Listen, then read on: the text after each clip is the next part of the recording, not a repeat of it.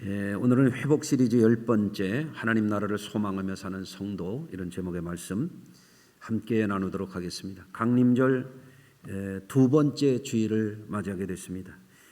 우리 그리스도인들에게는 이 세상의 그 어떤 것과도 비교할 수 없는 그런 아름다운 소망이 있습니다. 여러분들 소망이 있으십니까? 주님께서 약속하신 믿는 자들에게 영생의 천국을 주신 그 소망이 우리 모두에게 있는 줄로 믿습니다. 그 영광스러운 소망이라고 하는 것은 우리 삶을 행복으로 채워가게 하는 그런 소망입니다. 늘 우리는 주님 앞에 서는 그 영광스러운 소망의 때를 바라보면서 기다리고 또 기다리면서 우리의 삶을 지금 살아가고 있는 줄 믿습니다. 그런데 사람이 일에 몰두하고 살다 보면 그 소망을 자칫 소홀히 여기는 수가 있습니다. 혹은 생활을 하는 중에 어려움이 생기게 되면 그 어려운 문제 가운데 눌리어서 그 소망을 또 우리가 잃어버릴 수도 있습니다. 우리 성도님들이 오늘 말씀 중에 꼭 은혜를 받으셔서 정말 하나님이 주신 천사들도 부러워하는 그 위대한 소망을 아주 생생하게 회복하는 이 시간이 되시기를 주의 이름으로 축원합니다.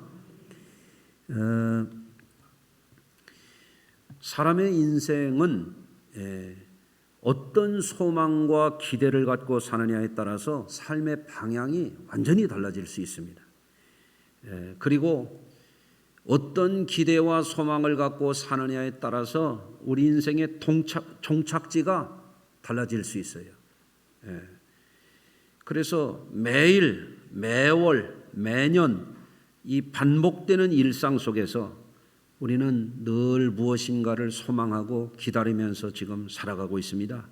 밥 먹을 때를 기다리기도 하고, 일을 하고 공부한 분들은 쉴 때를 또 기다리기도 하고, 누군가를 만나기 위해서 기다리기도 하고, 또 일과를 위해서 집을 나간 가족들이 돌아오기를 기다리기도 합니다.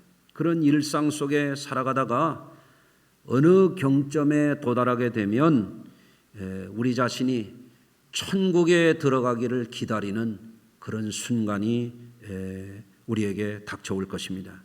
그런데 만일 우리의 삶이 잘못된 소망과 기대를 갖고 살아왔다라고 한다면 우리가 인생의 마지막에 도달할 종착지는 천국이 아니고 절망과 멸망의 자리로 추락할 수가 있는 것이죠. 그래서 내가 어떤 소망을 갖고 살아가느냐, 그것이 우리에게 굉장히 중요한 문제인 것입니다.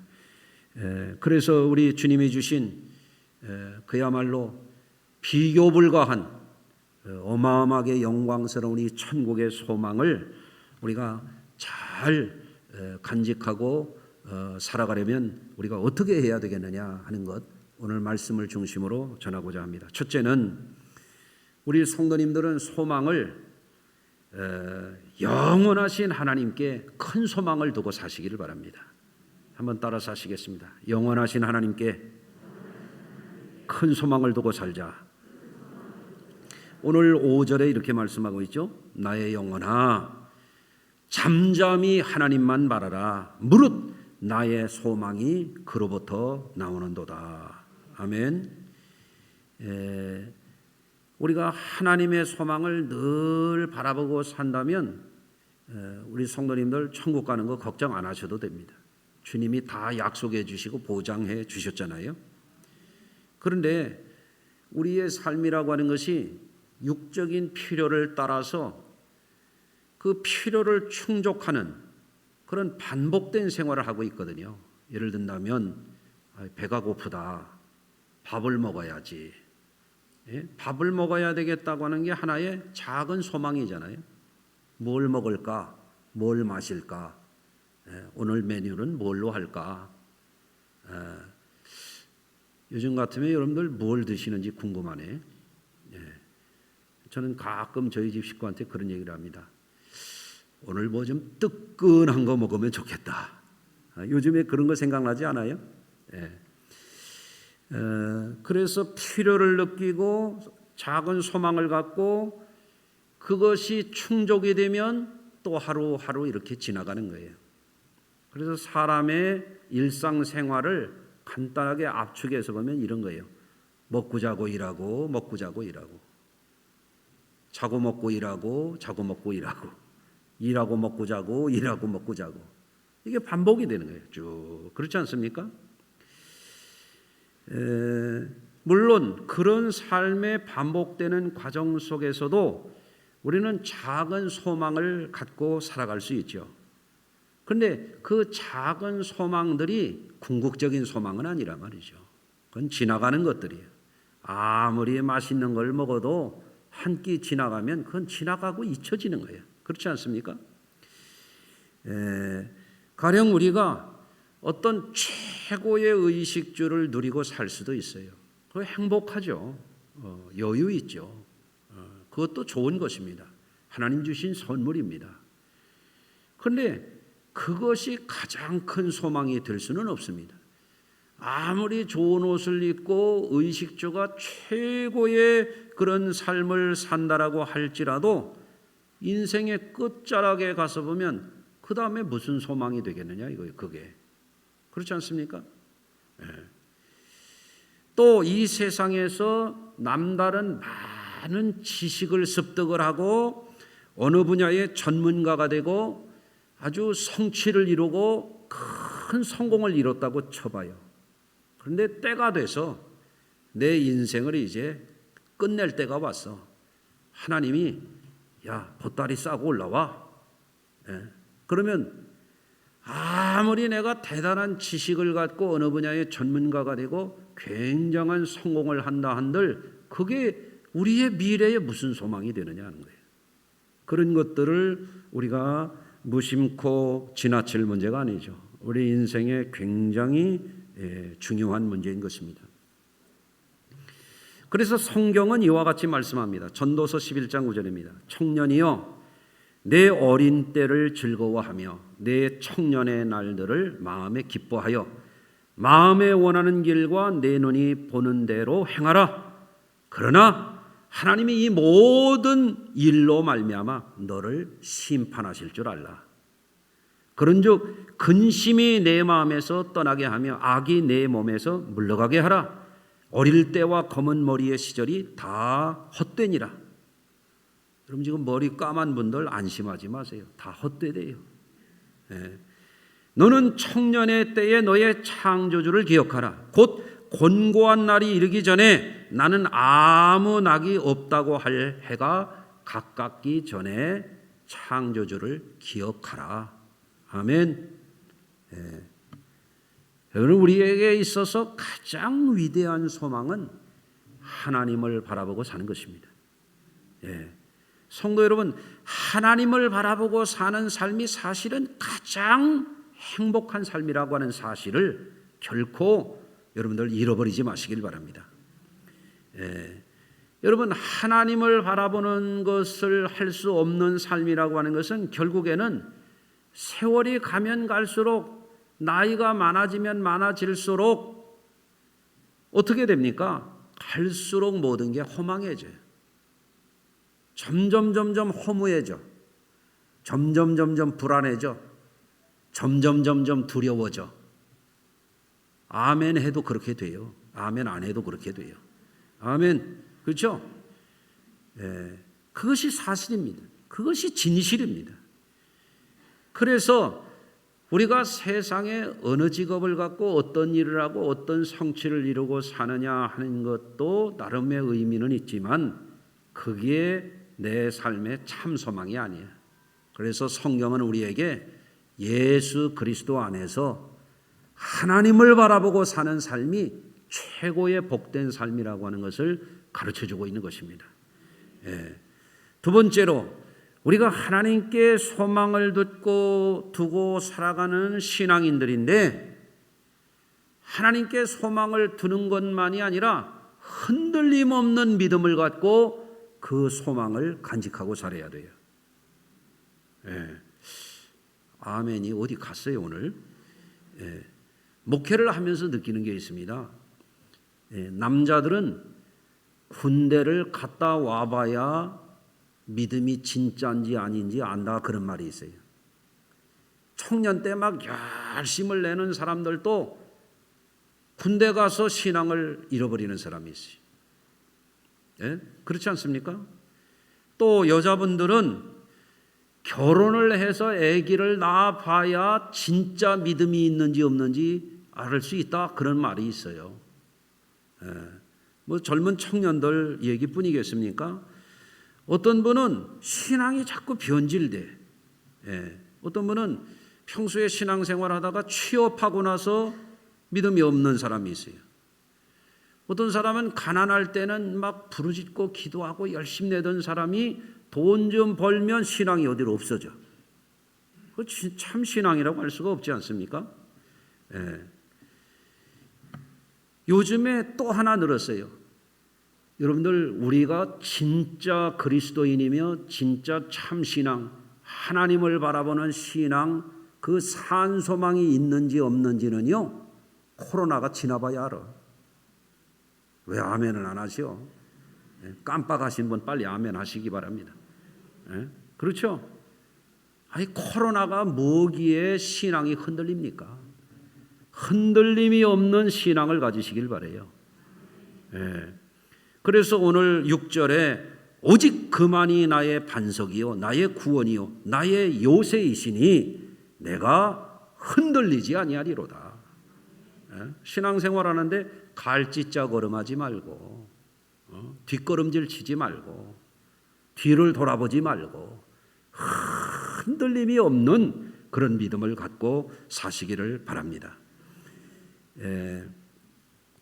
주님은 환난 중에도 변질되지 않는 신앙을 말씀하시는 거예요. 여러분들 주님께서 우리에게 요구하시는 것이 정금과 같은 신앙이에요. 베드로전서 1장 7절에 보면 너희 믿음의 확실함은 불로 연단하여도 없어질 금보다 더 귀하여 예수 그리스도께서 나타나실 때에 칭찬과 영광과 존귀를 얻게 하려 하십니다. 이렇게 말씀하고 있어요. 주님이 원하는 신앙은 변치 않는 신앙입니다. 여러분 제가 종종 그런 말씀을 드린 적이 있어요. 여러분 금이라고 하는 것은요 보석상자에 들어갔다 나와도 금이고 시궁창에 들어갔다 나와도 금이야. 그게 진짜 금이야. 아멘. 변질되지 않는 거예요. 불 속에 들어갔다 나와도 물 속에 들어갔다 나와도 그 금은 변하지 않아요. 참 신앙이라고 하는 것은 흔들리는 게 아닙니다. 그래서 우리 성도님들은 어떤 상황 속에서도 오직 그만이 나의 반석이요 나의 구원이요 나의 요새이니 내가 흔들리지 아니하리로다. 그런 믿음의 결단이 확고한 저와 우리 성도님들 되시기를 바랍니다. 세 번째로 우리가 하나님께서 주신 그 산 소망, 참으로 영광스러운 그 위대한 소망을 바라보고 살아가려면 환난과 재난 중에서라도 오직 주님만을 나의 피난처 삼아서 인내하면서 꼭 승리하는 그런 신앙인들이 되시기를 바랍니다. 여러분 우리 하나님은 공평하신 하나님이십니다. 왜 그렇습니까? 악인의 밭에도 햇빛과 비를 내려주시고 선인의 밭에도 햇빛과 비를 내려주시지 않습니까? 그런데 여러분 생각해 보면 성도들도 불신자들과 동일하게 지금 재난의 시기를 통과하고 있지 않습니까? 다만 성도들이 다른 게 있습니다. 성도들은 환난이 있을 때, 풍파가 있을 때, 재난이 있을 때 주님을 피난처 삼아서 기도하며 인내하며 이거를 이겨내는 사람들입니다. 아멘. 베드로전서 5장 8절 이하의 말씀입니다. 근신하라 깨어라 너희 대적마귀가 우는 사자같이 돌아다니며 삼킬 자를 찾나니 너희는 믿음을 굳건하게 하여 그를 대적하라. 이는 세상에 있는 너희 형제들도 동일한 고난을 당하는 줄 알미라. 모든 은혜의 하나님 곧 그리스도 안에서 너희를 부르사 자기의 영원한 영광에 들어가게 하시니가 잠깐 고난을 당한 너희를 친히 온전하게 하시며 굳건하게 하시며 강하게 하시며 터를 견고하게 하시리라. 아멘. 여러분들, 불신자들도 지금 재난의 시기를 통과하고 있고 믿는 우리들도 재난의 시기를 통과하고 있습니다. 믿음의 형제들도 동일한 고난을 지금 통과하고 있습니다. 그런데 믿지 않는 사람들과 믿는 사람들의 차이가 있어요. 고난을 지나갈 때에, 환난의 때를 지나갈 때에, 이 자연 재난의 시기를 지나갈 때에 여러분, 예수 믿는 우리들은 피난처가 되시는 주님을 의지할 수가 있어요. 할렐루야. 또 다른 게 있어요. 주 안에서 택함 받고 구원받은 성도들은 이 고난이 도리어 복이 되게 하시는 분이 하나님이시여. 이 재난을 당하고 환난을 당할 때 어떤 사람은 믿음이 점점 무너지는 사람이 있어요. 그러나 어떤 사람은 재난과 환난의 시기에 자기 믿음을 더 확고하게 갖는 사람들이 있어요. 하나님이 그런 분들을 어떻게 하신다고 사도는 말씀하고 있냐면 고난을 당한 너희를 온전하게 하시며 굳건하게 하시며 강하게 하시며 터를 견고하게 하시리라. 아멘. 제가 바라는 바는 우리 교회는 오히려 코로나 시기에 더 강한 교회로 거듭나기를 바라는 거예요. 여러분들의 믿음이 이것을 잘 극복하고 나가는 승리하는 믿음이 되시기를 바랍니다. 여러분, 누구에게 고난은 있지만 성도들에게는 피난처가 되시는 주님이 있다는 것, 이게 얼마나 감사합니까? 저도 학교를 다니며 고학을 하고 개척교회를 하고 어려울 때 정말 어려운 시기를, 머리 벗겨지게 어려운 시기를 지날 때에 항상 하나님이 나의 위로가 되시고 힘이 되시고 피난처가 되셔서 지금까지 걸어올 수가 있었습니다. 하나님께 찬양을 돌려드립니다. 예. 그래서 7절에 나의 구원과 영광이 하나님께 있으며 내 힘의 반석과 피난처도 하나님께 있도다. 여러분들, 하나님은 우리의 피난처가 되십니다. 우리의 피할 바위가 되십니다. 우리의 산성이 되십니다. 우리의 의지가 되어 주십니다. 우리의 구원이 되십니다. 그 하나님을 굳게 의지하고 어려울 때 낙심하지 말고 승리하며 나가시기를 바랍니다. 주는 나의 피난처라고 하는 책을 쓴 코리텐봄 여사에 대한 이야기를 여러분들이 들어보셨을지 모르겠어요. 세계 2차 대전 당시에 유태인들을 숨겨줬다가 독일군에게 발각이 돼가지고요, 그 부모님이 다 죽음을 당했어요. 고문을 당하다가 그 언니도 돌아갔었어요. 이 코리텐봄도 끔찍한 고난을 당하면서 말로 할 수 없는 그런 죽음의 문턱까지 가는 그 고난을 겪다가 구사일생으로 살아났습니다. 그 은혜가 얼마나 감사한지. 그 고난 중에 그가 의지할 수 있는 분은 하나님밖에 없었습니다. 하나님이 유일한 피난처가 되셨습니다. 누가 도와줄 수 있습니까? 그 엄청난 고난 속에서 누가 지켜줄 수 있습니까? 하나님만 바라볼 수밖에 없었던 것이죠. 그래서 구사일생으로 살아난 은혜가 감사해서 자신의 삶을 하나님 앞에 드려야 되겠다. 그리고 하나님의 종이 됐어요. 그 기도하는 중에 하나님이 사명을 주시는 거예요. 너 독일로 가서 복음을 전해라. 아이고 하나님, 다른 거는 다 해도 제가 내 부모님을 죽이고 우리 언니를 살해하고 나까지도 죽음의 문턱까지 몰아넣었던 그들만큼은 내가 도저히 할 수가 없습니다. 주님이 음성을 주시는 거예요. 야, 나를 모욕하고 십자가에 못 박고 나를 죽였던 그들을 위하여 내가 십자가에 달렸다. 너가 가야 한다. 그래서 독일에 가가지고 복음을 전하니까 당신들이 우리 부모님을 죽였다. 내 언니를 죽였다.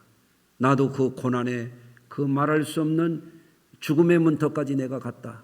그러나 여러분을 예수 이름으로 사랑한다 그러니까 사람들이 눈물을 흘리면서 주님 앞에 돌아왔다라는 것입니다. 여러분, 아무 의지할 것도 없는 그런 상황 속에 있었을 때 코리텐봄에게 유일한 피난처가 되는 분은 하나님밖에 없으셨던 것입니다. 여러분, 이 세상 마지막 갈 때 누가 도움이 될 것 같습니까? 부모도 자식도 도움이 못 될 때가 있어요. 배우자도 도움이 안 될 때가 있습니다. 의사조차도 못 도와줄 때가 있습니다. 내 영혼의 피난처가 누가 되겠습니까? 하나님밖에 없는 줄로 믿으시기를 바랍니다. 그래서 이 코레템 엠봄 여사가 놀라운 말씀을 하셨어요. 새에게는 날개가 있고 배에는 돛이 있듯이 우리 영혼에는 기도가 있다 그랬어요. 예? 새는 날개가 있잖아요. 배는 돛이 있잖아요. 예수 믿는 사람들에게는 기도의 무기가 있는 거예요. 가장 어려울 때 피난처 되시는 주님께 기도하면서 여러분들 승리하시기를 바랍니다. 우리의 앞서간 믿음의 선진들이 바로 극한 어려움 속에서도 주님을 피난처 삼아서 승리한 줄로 믿습니다.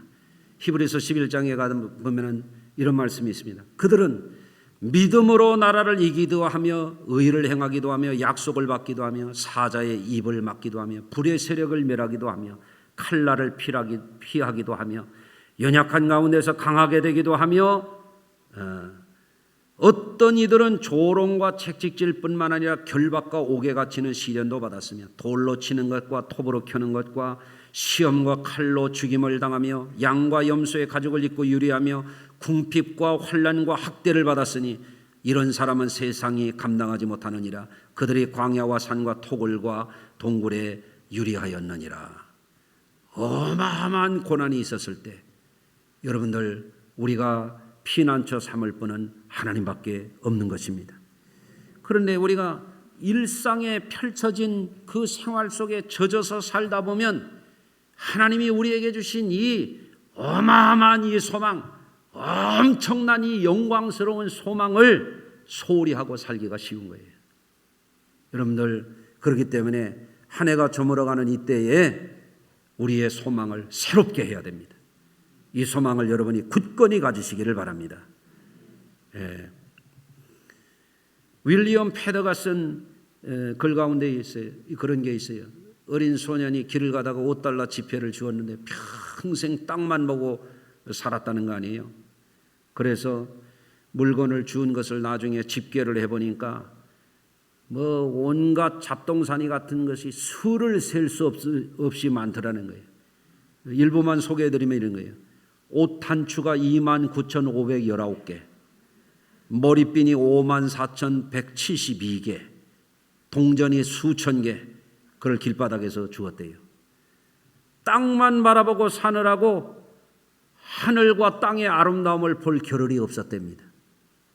여러분, 우리가 일상에 빠져서 일상에 젖어서 살다 보면 하늘 높은 줄 모르고 하나님이 주신 아름답고 찬란한 그 소망을 놓치기가 쉬운 거예요. 여러분, 우리에게 잘 알려진 갈매기의 꿈이라는 그런 작품이 있잖아요. 원제가 조나단 리빙스턴 시걸이라고 하는 그런 소설입니다. 리차드 바크의 유명한 소설입니다. 그 내용 중에 이런 글귀가 대단히 인상적입니다. 날개만으로 하늘을 날 수 있는 건 아니야. 오직 날려고 노력할 때에만 날 수 있는 것이지. 날개 있다고 다 날아오르는 게 아니라 이거예요. 날려고 하는 사람만이 날아오를 수 있다, 그런 의미 아니겠어요? 여러분, 사람은 누구나 소망을 갖고 사는 존재예요. 인간은 소망을 갖는 존재예요. 인간만이 영원히 살 수 있는 소망을 소유할 수 있는 존재예요. 그러나 누구나 다 소망을 갖는 건 아니에요. 그 소망을 붙드는 사람만 그 소망을 누릴 수가 있는 것입니다. 갈매기의 꿈에 보면 그런 이야기가 나와요. 바닷가의 어부들이 던져주는 죽은 생선만 얻어먹으려고 파닥거리면서 고기만 왔다 갔다 하다가 사라져가는 그런 갈매기들이 있다 이거예요. 얼마나 불쌍하냐 이거죠. 그런데 갈매기 조나단의 마음속에는 뭐가 있냐면 나는 저렇게 살고 싶지 않다 이거예요. 그 부모는 너는 왜 저런 갈매기처럼 같이 살질 않냐? 낮게 날아다니는 것은 펠리컨이나 그런 새가 할 일인데 멀리 가고 싶은 것은 그 그런 멀리 날아가는 그런 새에 맡겨질 일이지 왜 너가 헛된 걸 꿈꾸느냐, 쟤들하고 같이 살아야지, 이렇게 말하는 거예요. 그러나 갈매기 조나단은 그렇지 않아요. 나는 마음껏 하늘을 날아다니고 싶어, 이 꿈을 버리지 않는 것입니다. 그래서 갈매기 조나단이 비행을 하는 겁니다. 날아다니는 것입니다. 날개를 활짝 펴고 하늘을 날아다 보니까 터득한 진리가 있어요. 높이 나는 새가 멀리 본다. 그 유명한 그런 이 갈매기 조나단, 이 갈매기의 꿈에 나오는 이야기 아닙니까? 예수께서 이 땅에 오셔서 일상의 한계, 세상적인 절망을 넘어서 산 자유의 소망을 우리에게 주시려고 오셨는데, 그래서 예수님이 말씀하시기를 진리를 알지니 진리가 너희를 자유롭게 하리라 그랬는데, 사람들이 땅에 갇혀서 그저 썩은 생선만 던져주는 것을 받아먹는 갈매기처럼 작은 날개짓만 하면서 살면 마음껏 진리를 아는 자유를 우리가 누릴 수가 없는 거죠. 여러분, 소망을 누구나 가질 수 있지만 누구나 소망을 갖는 건 아니에요. 다 날개를 가졌지만 다 날아오를 수 있는 건 아니라 말이죠. 날아오르려고 하는 새만이 자유를 나를 수 있다. 예? 참 의미 있는 이야기 아닙니까?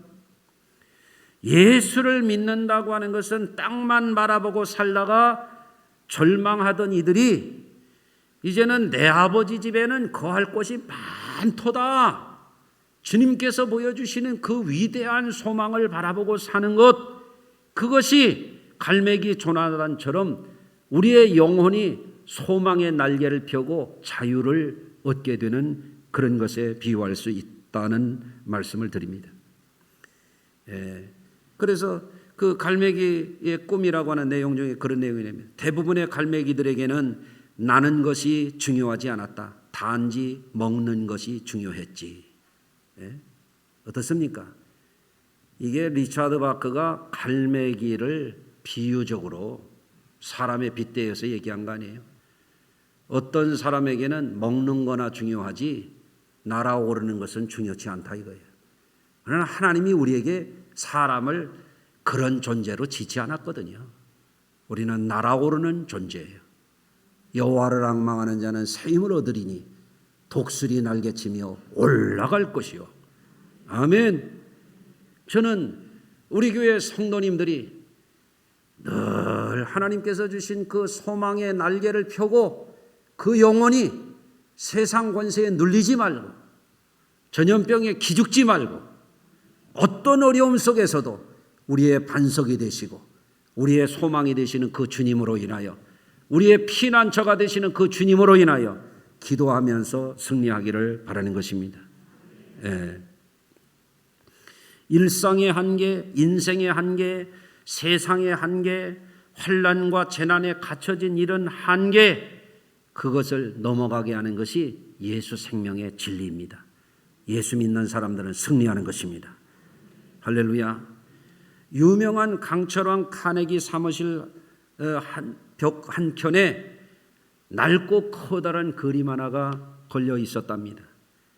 카네기는 늘 그 그림을 보면서 영감을 받아서 크게 성공했다는 거죠.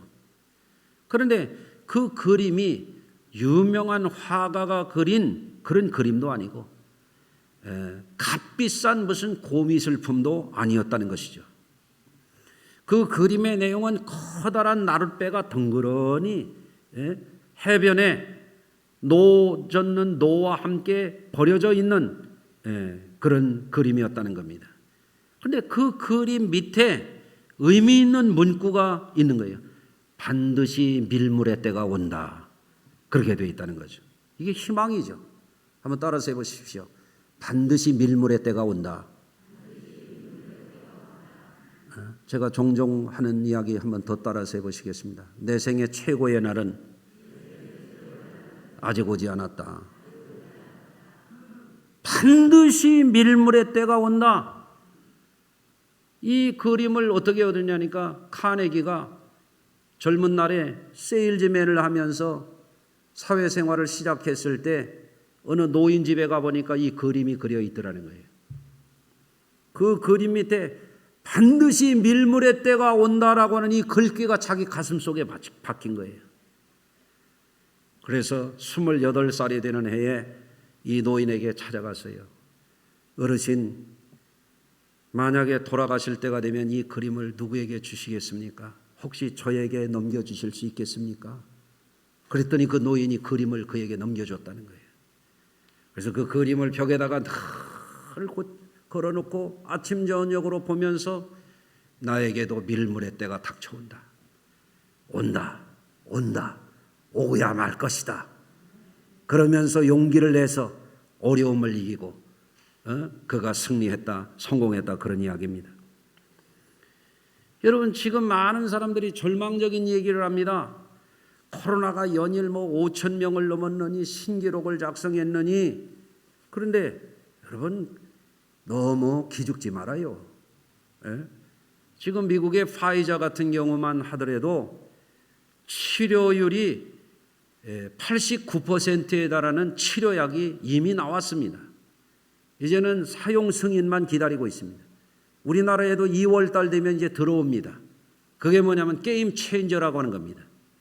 코로나 이제 곧 끝납니다. 물러갑니다. 밀물의 때가 오고 있습니다.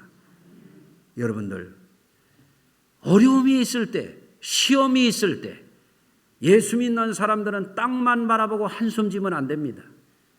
사방을 둘러보아도 도와줄 자가 없을 때 찬송가도 있잖아요. 눈을 들어 하늘 보라. 아멘.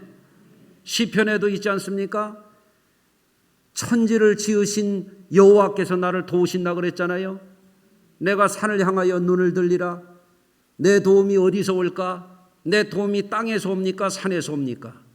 내 도움은 하나님께로부터 오는 것입니다. 예수 믿는 사람들은 그 믿음으로 살아가는 것입니다. 어려운 시기 우리는 이겨낼 수 있습니다.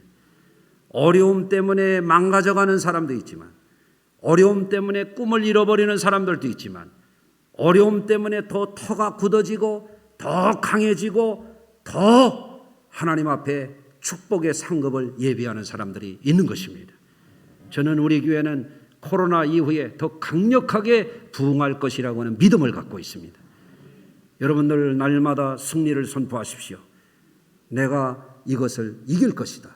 이 또한 지나가리라. 밀물의 때가 오고 있다. 아멘. 내 영혼아 여호와를 잠잠히 바라보라. 그 소망 가지고 여러분 새날을 예비하시길 바랍니다. 그런 말이 있잖아요. 폭풍이 지나가면 고요한 아침이 온다고 말입니다. 먹구름 위에도 찬란한 태양이 빛나고 있단 말입니다. 여러분들, 우리의 눈이 그저 썩은 생선이나 먹으려고 가냘픈 날개짓이나 파닥거리고 다니는 그런 갈매기가 아니라 우리는 높이 나는 새처럼 자유로운 영혼이 되어서 우리에게 세상 사람들이 가질 수 없는 그 어마어마한 영광스러운 소망을 가진, 천국의 소망을 가진 사람들답게 어깨를 펴고 승리를 선포하며 여러분들 하루하루 사시길 바랍니다. 주님이 여러분과 함께 하십니다. 기도하겠습니다. 하나님 아버지, 오늘 이날에 저희들에게 거룩한 주일을 지키게 하시는 것은 하나님이 우리의 하나님 되신 것과 하나님이 우리에게 구원을 선물로 주시는 것과 우리에게 영광스럽고 찬란한 소망의 천국의 날이 다가오고 있기 때문인 줄로 믿습니다. 주님께서 오늘 저희들을 이곳에 인도하여 주셨사오니 주의 능력으로 머리끝부터 발끝까지 충만하게 하여 주시옵고 우리의 심령에 어둠이 물러가게 하시고 한숨과 탄식과 슬픔이 달아나게 하여 주시옵소서. 허물을 가져다 주는 악한 영들이 쫓겨가게 하시고 날마다 소망과 기쁨과 감사로 살아가게 하여 주시옵소서. 예수 그리스도 거룩하신 이름으로 기도합니다. 아멘.